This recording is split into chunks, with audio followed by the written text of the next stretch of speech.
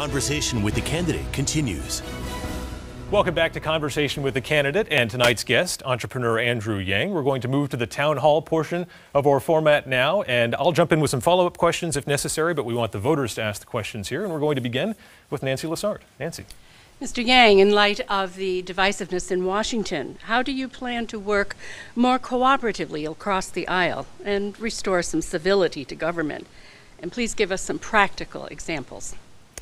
Well, the first thing is, as a serial entrepreneur, I built both a national nonprofit and a company that became #1 in the country. And so it's all about building teams. You have to get people together and you have to figure out what we can agree on and what we can get done. So I'm very, very bipartisan and non-ideological. I'm deeply practical. And if there are good ideas from across the aisle that we can integrate into our policy, then that's where we're going to go. And people who've dealt with me know this, where already I'm getting many independents and conservatives and Republicans excited about my platform because I'm about just solving problems and getting the job done. Thank you. Thank you, Nancy. Our next question is from Keenan Pauley. Thank you both. Mr. Yang, what are your parameters for using executive orders? Well, I think unfortunately the use of executive orders has risen in part because Congress has become dysfunctional and the two branches haven't been able to agree on things. So one thing I've already said I'd do is I would push the authorization for military action back to Congress where it belongs in the Constitution. I don't think the president should be making those sorts of unilateral actions. And executive orders generally, the hope is that you can get Congress galvanized and able to agree on legislation because that's a much, much better way to go than the president simply implementing executive orders. Thank you, Keenan. And now Ron Janowitz. Hello, Mr. Yang. Do you support the Green New Deal as a solution to climate change and economic inequality? And if successful, wouldn't the jobs created minimize the need for a universal basic income? So I'm a big fan of the Green New Deal in terms of its vision. We need to start addressing climate change in a meaningful way. It's an existential threat. I'm a parent. I have 2 young children. I do not want to leave them a shambles of a climate and a planet to grow up in. So the Green New Deal, big fan. I do think that the infrastructure jobs that be created are going to be immense and vital and important. But the two phenomena you're describing are somewhat unrelated, where even if we create new infrastructure jobs, if artificial intelligence replaces call center workers and retail workers and truck drivers, there'll still be needs on both sides. And Andrew, I'll follow up on this one if you don't mind. You talk a lot about automation, Yes. essentially robots. How do you get past, some people, you hear that and you kind of chuckle, oh, is that for real? The robot guy, yeah, how do you the Asian robot guy, I know. Well, how do you get past the sort of the sci-fi aspect of this where people, there's a level of disbelief? Well, what I tell people is, look, it's not like robots are going to start marching down the streets of Manchester anytime soon. But stores are closing around the state, and the stores are closing because of Amazon. And if you go to the Amazon fulfillment center, then you'll see robots wall to wall. So you have to understand how the economy fits together. It's the same thing with truck drivers and call center workers and the rest of it. It's not like a robot will walk in and start picking up the phone. But what's going to happen is software is going to reach a point where it can fulfill a customer service function in a way that's indistinguishable from a human being in the next several years. And that's going to be very, very bad for many, many workers. And how do you keep artificial intelligence in bounds, I guess, from achieving ill-gotten ends? So artificial general intelligence is years, maybe decades away. So that's the science fiction. I can think like a human. What AI is right now is it's going to be very, very sophisticated at accomplishing certain tasks and incredibly limited and stupid at everything else. So if you think about picking up a customer service call, you can have thousands of interactions and phrases at the ready and not be able to do anything else. And that's really where AI is going to be for the next number of years. It's going to do a number on many, many workers, but it's not going to be able to, for example, do things anywhere that would be in the science fiction zone, like taking over our society or any of that stuff. All right, we'll keep that on the horizon. Tracy Antolan now. Let's see. Good day. And what improvements could you make at the border for border security to prevent undocumented immigrants from crossing, as well as illegal cargo on trucks and ships? Yeah, so you said trucks and ships, and that's right. What we have to do is we have to do the things we know we need to do better, which is secure our ports, have adequate staffing and personnel at the border. The wall is not a solution. If you look at the actual configuration of the border, there are a lot of places where building a wall would be completely impractical, and all you're going to do is channel resources to other parts of the border. So I looked into this. I looked into whether there was some technological solution one could implement, and there is not. What we have to do is we have to adequately staff and secure the border and put more resources to work so that there's no silver bullet where the southern border is concerned. Sorry, Joan, I got your name wrong there. Joan Krimlisk. And the social media question is from Tracy Antolin. This one came to us via Facebook. Does your proposal to give everyone in America $1,000 a month do away with welfare assistance, no food stamps, no Medicare? That way everyone is on a level playing field. Well, we have about 126 welfare programs in this country right now, and I do not want to take those away from Americans, because if you are relying upon programs for your survival and your way of life and feeding your family, the last thing you want to do is pull the rug out from under people. So what we're going to do is we're going to offer this $1,000 a month freedom dividend that's opt-in. But if you opt in, then you're foregoing benefits from some of these other programs. Now, many people would prefer $1,000 unconditional cash with no monitoring and no paperwork and all that stuff to their current program. So we're going to lighten the bureaucracy in those 126 programs, but we're not going to take anything away from someone if they think that their current benefits are superior to $1,000 cash. Okay, next question from the audience. Leonard Morrill. Thank you for coming, first of all. My question is, if you're from Medicare for All, how much do you think it would cost, and how would you pay for it? Yes. So I've been a CEO and business person, and one of the biggest misconceptions around Medicare for All is that we don't have the money. We're spending 18% of GDP on our healthcare right now, twice as much as other industrialized countries, to worse results. And there is incredible levels of excess in the system, and we all know this, where we all know that a lot of these procedures should not be as expensive, a lot of the drugs should not be as expensive.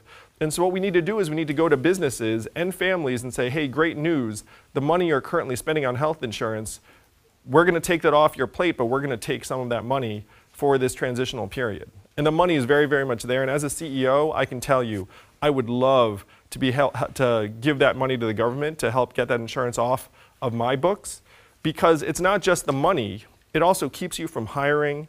It keeps you from treating people as full-time employees the way that you should. And so there's tons of money in the system, and that's one of the big misconceptions about Medicare for All. It will actually save us money, because if you have a robust public option, you can get the rates for all these procedures and drugs much, much lower very quickly. Mr. Yang, how does Medicare for All work by age group? Would you have a sliding scale in any way? Because certain people need health care more at certain times of their lives. Is there anything in terms of access that would change depending on how old you are? Yeah, so the easy way to implement Medicare for All is just to lower the eligibility age over time. And that's something that we would build in. We need to have a robust public option for people at every age. And the robust public option, the more people you have in it, the more effectively you can negotiate rates lower. And frankly, having young, healthy people in that pool is actually very helpful for that purpose. Next question comes from Beth Morris. Thank you very much for this opportunity. I'm wondering what your primary motivation for running for office of president and how it will help our country. Sure.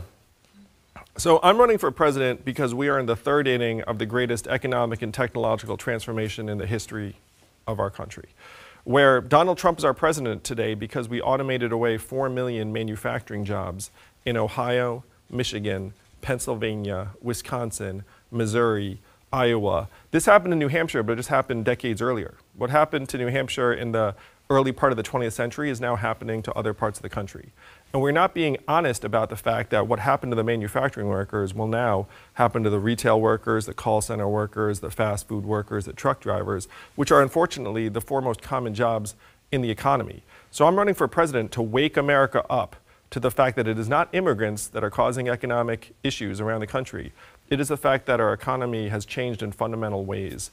And if we can understand that as a country and come together around meaningful solutions like the freedom dividend, then my run for the presidency will help move our society forward.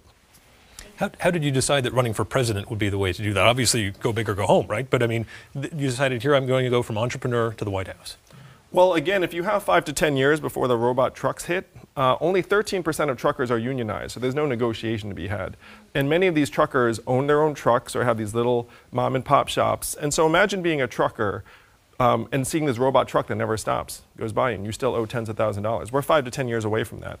So if you look at realistic ways to try and advance solutions, running for president was the only thing I found that had an actual chance of solving the problem. Anything else I did would be pretending to solve the problem. If I wrote a book and a white paper and just tried to whisper in people's ears, we're unfortunately way past that point as a society. We need to push our government to get with the program and actually start solving these problems, because these problems have been building up for years and decades. And what skills do you bring to the table in terms of convincing Congress to be able to act on the agenda you would want to pass? You know, I'm friends with many Congress people and senators, and the best of them just want to get things done.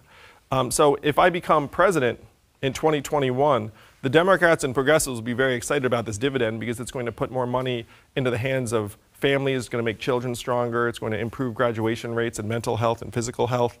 And then Republicans are going to like it because it increases economic freedom and autonomy, and it's a wealth transfer from certain coastal areas to rural states and states in the interior. So we can get things done by galvanizing the American people around real solutions that will improve people's lives. Let's get to another social media question here. This one comes from Chuck Jetty. He asks, what is your opinion of term limits for all congressional positions? Okay, so first, we need to have term limits for Supreme Court justices yesterday. Lifetime appointments might have made sense at one point, but they make no sense now.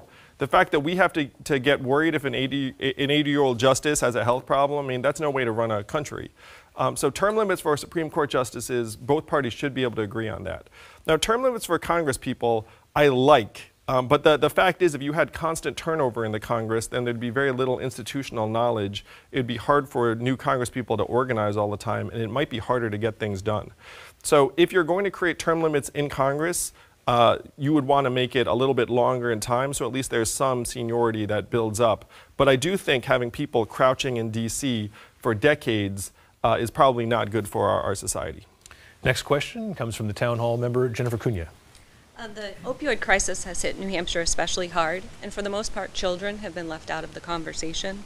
More and more school district, child care centers, and families are struggling to meet the growing unique needs of the growing number of children who are born with neonatal abstinence syndrome or have experienced trauma. And I'm curious your strategies and thoughts about how to address this issue. First, let me say I think that what's happened in New Hampshire and around the country with the opiate epidemic is obscene. It's negligence on the part of the federal government, because the federal government turned a blind eye while Purdue Pharma dispensed hundreds of thousands of OxyContin prescriptions saying this is non-addictive, and then that set of prescriptions has now morphed into heroin and fentanyl, and it's killed people. 8 Americans die of overdoses every hour now. And this is a crisis, but it's a crisis that the federal government was in part to blame for. So the first thing I would do is I would go to Purdue Pharma and I'd say, hey, you made $15 billion on the backs of the American people. It's blood money. We're going to get that money back, and we're going to fund treatment.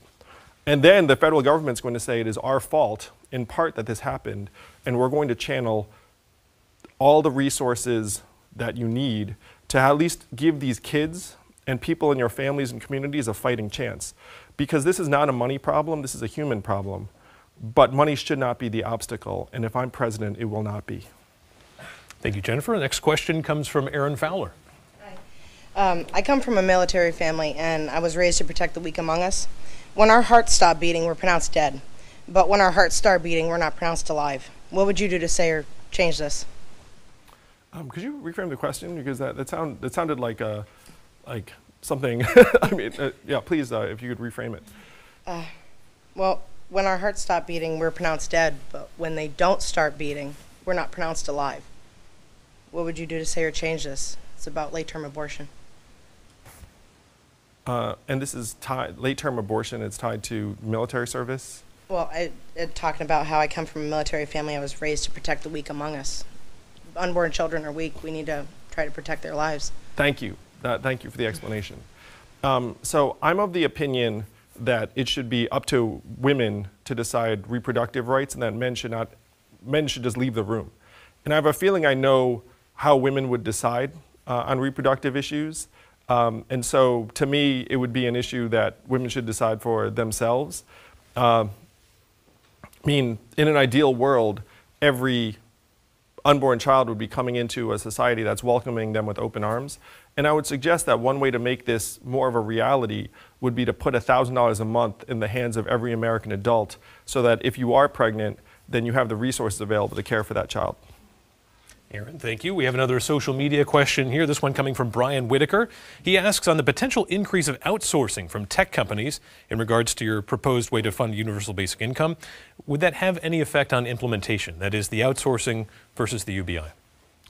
Well, it's harder and harder for Americans to compete with people in other parts of the world because with advanced technologies, you can get a college graduate in India or China to work for $6 an hour, something that a college graduate in the US would not be able to compete with.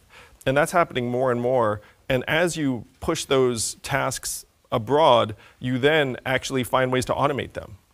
So that's the progression. It goes outsource and then automation. And I had a friend who just came back from Asia, and it turns out that they're automating away the labor there too. And so this is not just an American phenomenon, this is worldwide. So outsourcing to me is something that is inevitable. You can't necessarily try and regulate it out of existence, but if there are economic benefits, then we should share in it. Like if companies are making more money from outsourcing what used to be American jobs, that would be acceptable if Americans were sharing in the value, and that's what I'm going to make happen as president. Is there any other part of the world that has used universal basic income in a way that can show that it works? Well, you don't even need to look at other parts of the world. Again, this has been in effect in Alaska for 37 years, which is a deeply conservative state. And in that state, it's already created thousands of jobs, improved children's health, decreased income inequality, and it's wildly popular. It was implemented by a Republican governor. And we paid for that with oil money. And what I'm saying to the American people is that technology is the oil of the 21st century, and what we're doing in Alaska for Alaskans, we can do for all Americans. Next question comes from Olivia Zink. I'm deeply concerned about the way our campaigns are funded. Big money donors and lobbyists have way too much influence on the way laws are made and policies are created. Would you support campaign finance at a federal level? And if so, what types of system would you propose to return our government to the people? I love this question so much, and it is messed up how broken our way of financing elections is. And so I will say that I've raised hundreds of thousands from Americans around the country, and our average online donation is only $19. So my fans are even cheaper than Bernie's. And that's the way it should be ideally, but here's how we fix it. So I would overturn Citizens United and try and get corporate money out of politics, but that's still not going to be enough. So here's how we really fix it. As president, I will put 100 democracy dollars in the hands of every American adult that you can only give to a political candidate or campaign, and if you don't use it that year, then it disappears. So it's use it or lose it. And this, by the numbers, would enable us to wash out all the corporate money.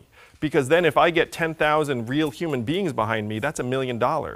It's not that I go to the people and then I have to run someplace else for the money. And as a human being, I hate calling rich people for money. If there's something that I can do to stop that, and if you get a Congress together and say, why are we all doing something we all hate? It's insane. It's bad for our country.